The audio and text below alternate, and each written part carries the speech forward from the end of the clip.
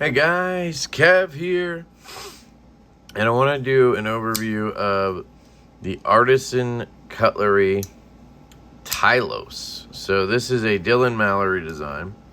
Very cool knife. I picked this up at Blade Show, of course, and yeah, I just think it's a really cool knife, and not sure if it'll stick around. I was kind of choosing between it and where is it? And this knife, the HEA Chief, but I don't know. They may just both go. I don't know. It was $220 at Blade Show, and I got it for a couple of reasons. One, I think it looks cool. Two, I like the gold fleck carbon fiber. Three, I really like Dylan Mallery, and I just want to support him. So even if I buy and then resell a knife, it can help him, you know what I mean? Plus, it's just a sweet knife, so it was worth picking up at least and showing you guys. So this is the Tylos.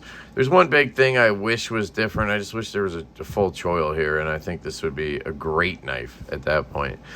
You're looking at S35 VN steel, gold fleck carbon fiber, titanium bolster lock and clip, running on bearings, of course, with a satin finished S30V blade, S35 VN blade, and $220 at Blade Show 2022. So let's get into it. Aesthetically, I think it looks really good. It's a nice Mallery design. It's got a cool sort of sheep's drop blade. It's got a nice ergonomic handle. It's just very Dylan Mallery. Good hole. It's basically like a follow-up to the Forest, in my opinion, which I sold at Blade Show, obviously. Actually, sorry. So yeah, it's kind of a follow-up to that. I think it looks good. I love the carbon fiber. I think the bolster lock is sexy. I also like the function of it, being a lefty. I think it's really nice. Yeah. So ergonomics, fantastic. Feels really good in this back grip. Now, I wish this was a full choil. You can use it as a choil, but you're right up on that edge. It just would be money with a full choil right here. You still have plenty of blade there. It's, you know, 3 1/4, 3.5 inch blade. Would be fantastic. Some size comparisons for you. We have the Sharp by Design Mini Tempest right here. Still digging that knife, of course. Contemplated selling it a few times, but I just never do it. You have the Maverick S from Christensen Knife Works. Really in love with this one, guys. Great little size, great action, and just a gorgeous piece. We have the Royale with cheese, kind of a similar looking design. This is a CM knife design, or Colin Mason Pierre. And last but not least, we have the Ferrum Forge Stinger right here. Again, very similar size. So you're looking at about 3 1/4 inches of blade on this guy. So let's talk about the carry. So I haven't really carried this, to be honest. I got it at Blade Show. Been home for a couple days and haven't done much carrying of this knife. I've been enthralled with that Maverick, and the Jaeger showed up yesterday, so it's been difficult to carry other stuff. But I spent a lot of time with this on the way home from Blade Show. It was a 12-hour drive, so I got to flick a lot of knives for a long time. I can tell that it's lightweight, it's thin. The clip is actually really good. I think it's a little better than the one on the Forest. A little more tension on there, but just as easy to use, I'd suspect. Does not reverse, which is sad, but hey, I get it. Yeah, lightweight, all that good stuff. So I'm sure the carry's fine, just can't really speak to it.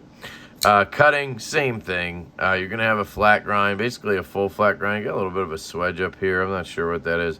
Looks like the grind starts like right there. But it's going to come down to a relatively thin edge. Definitely going to be a great EDC blade, I can tell you that much. Yeah, so that's about it for cutting. Haven't really done anything. I do like the blade shape. I think it's got some sheep's foot to it, so I can get down to that tip pretty easily. I'd say it's a sheep's drop, you know, a drop foot, something like that. So I think it would be pretty useful. Sounds.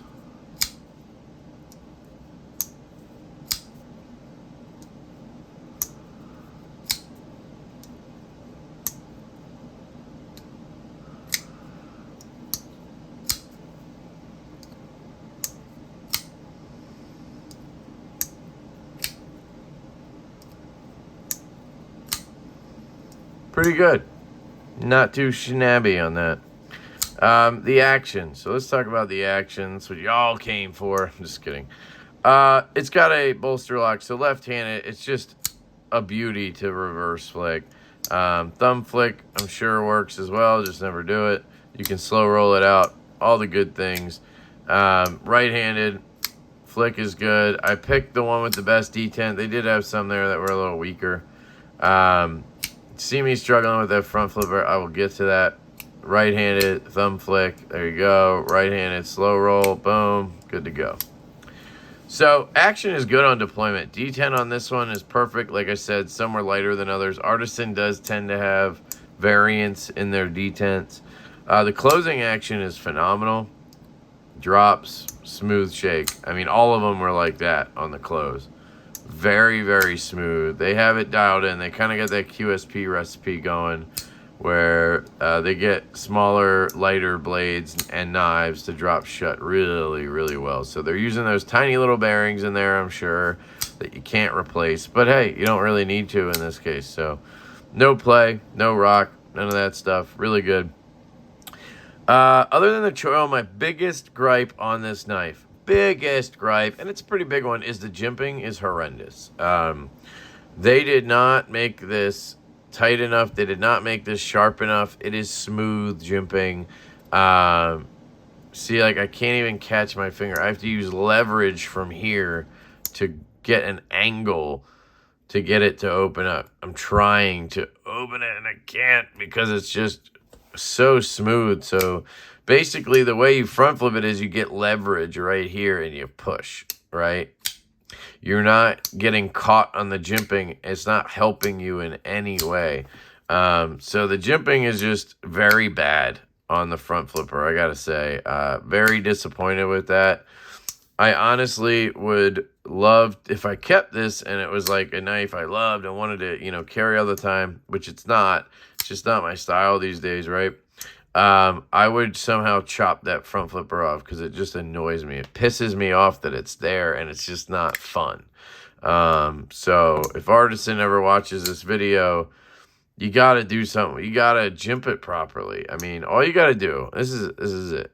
You got to make it sharper and you got to have it come up and around. I don't know why nobody goes up and around. That jimping should go to at least here. That way you're going to get tons of traction on the way around. And it'll work better. But I slip off like all the time. And it's not sharp, but it ain't fun either, right? So all in all, this knife is really cool. Dylan killed it with the design. Artisan executed it very well, but not quite, you know, nailed it territory because of that jimping and no choil. Now, I guess that could have been the design, but hey, Dylan could have updated it for a choil. I don't know anybody who wouldn't want a choil here. You'd be taking away that much of the blade and you'd have a full choil. It would be money. It would be absolute money. This knife would be good for modders. You could put the choil in. You could do something with the front flipper, maybe just fix the jimping. Never thought of that. Just having modders do the jimping. Just correcting jimping on a front flipper. That'd actually be kind of smart, honestly. But anyway, really cool gold fleck carbon fiber. Probably my favorite example of it I've seen. I usually don't like this gold or copper shit, but QSP does it really well. And their version's completely different. The copper carbon fiber stuff we used on our Devo knife. This is more of like just spread out throughout. It's not like a topographic look like ours is. But it looks really, really good. It doesn't have too much resin. That's usually the problem. Like when Civivi uses it, it's like basically looks like plastic. it's like shiny and shit. This has a nice matte marbled carbon fiber look, and then you have flecks in it. It just really comes out well. The bead blast on the bolsters and the titanium looks really good. The clip looks excellent. Not my favorite finish on the blade. It's a satin, but it's just kind of like your raw machine satin. I prefer to have nice, clean grind lines.